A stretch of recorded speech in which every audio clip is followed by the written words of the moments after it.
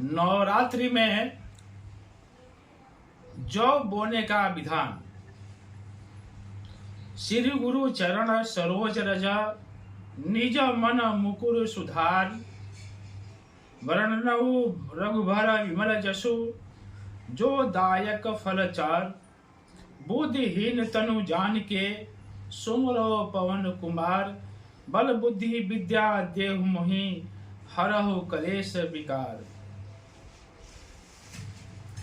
आज के इस वीडियो में जब हम नवरात्रि में कलश स्थापना करते हैं उस समय मिट्टी के बर्तन में जौ बोते हैं, चाहे वह शारदीय या चैत्र नवरात्रि क्यों नहीं हो। दोनों समय मिट्टी के बर्तन में जौ बोते हैं। आज इस पर समझते हैं कि मिट्टी के बर्तन में जौ क्यों बोते हैं, जौ बोने की परंपरा क्यों चालू हुई, इसको समझते हैं। धर्म ग्रंथों के अनुसार जब सृष्टि की उत्पत्ति हुई, यानी जब सृष्टि की शुरुआत हुई, तो माना जाता है कि उस समय जो पहली फसल थी वह जौ ही थी। सृष्टि के शुरुआत में जो पहली फसल थी वह जौ ही थी। देवी देवताओं के पूजा पाठ में भी, हवन सामग्री में और पितरों के पूजा पाठ में भी जौ का विशेष प्रयोग किया जाता है। एक वर्ष में 4 नवरात्रि आते हैं। चैत्र और शारदीय नवरात्रि जो होती है वह सार्वजनिक नवरात्रि कहलाती है, यानी इसको सार्वजनिक नवरात्रि कहते हैं।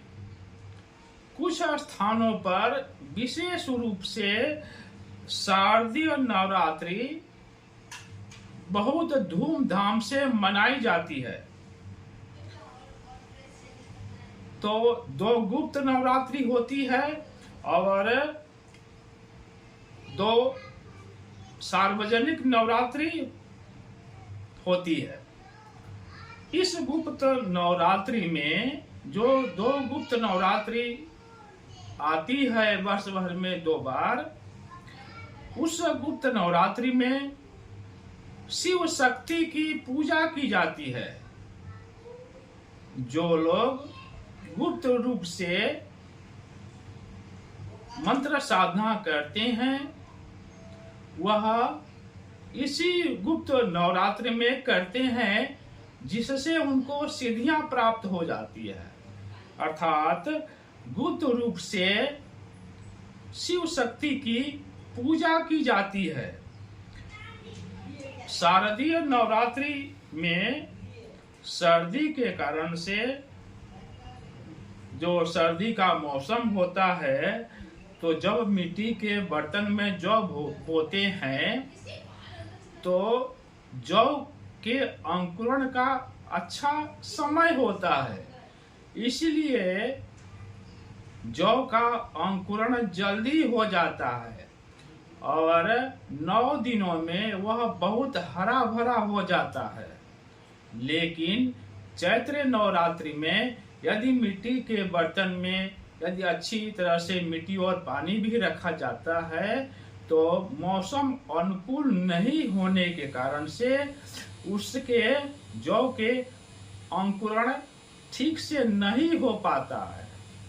लेकिन शारदीय नवरात्रि में जौ का अंकुरण अच्छी तरह से हो जाता है। जौ का अंकुरण होने के बाद से वह थोड़ा सा सफेद और थोड़ा थोड़ा सा पीलापन लिए होता है और धीरे धीरे वह हरा भरा हो जाता है। जौ के हरा भरा हल्का सा पीलापन लिए होने पर भविष्य में यह अच्छा संकेत प्रकट करता है।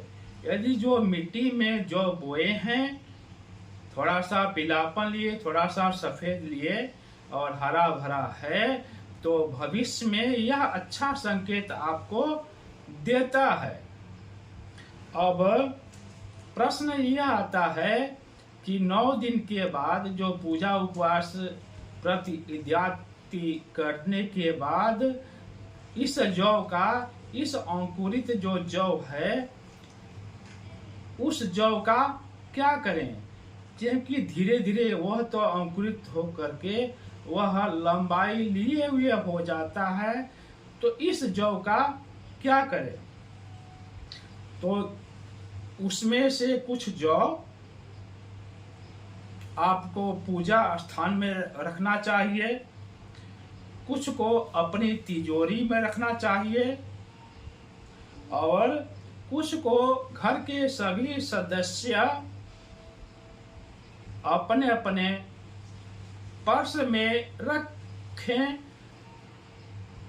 जहां तक संभव हो सके उसको संभाल करके रखें, जिससे वह खराब न हो। क्योंकि यदि उसको संभाल कर नहीं रखेंगे तो धीरे धीरे वह खराब हो जाता है। तब तक आपको दूसरी नवरात्रि का इंतजार करना पड़ता है। अर्थात जब अपनी पर्स में रखें तो यह आपकी भाग्योन्नति करता है, बाधाएं दूर करता है। उसके बाद यदि कुछ जौ बच जाते हैं तो आप इस अंकुरित हुए जौ को किसी स्वच्छ पानी में या नदी में प्रवाहित कर दें। यानी बचे हुए जौ को पानी में विसर्जित कर देना चाहिए। कुछ तो आपने पूजा स्थान में रख लिया, कुछ अपने तिजोरी में रख लिया, कुछ सभी सदस्य अपने अपने पर्स में रख लिए, अपने अपने बटुए में रख लिए, और जो शेष बचा हुआ है इस जौ को आपको पानी में विसर्जित कर देना चाहिए। आप सभी को नवरात्रि की हार्दिक शुभकामनाएं।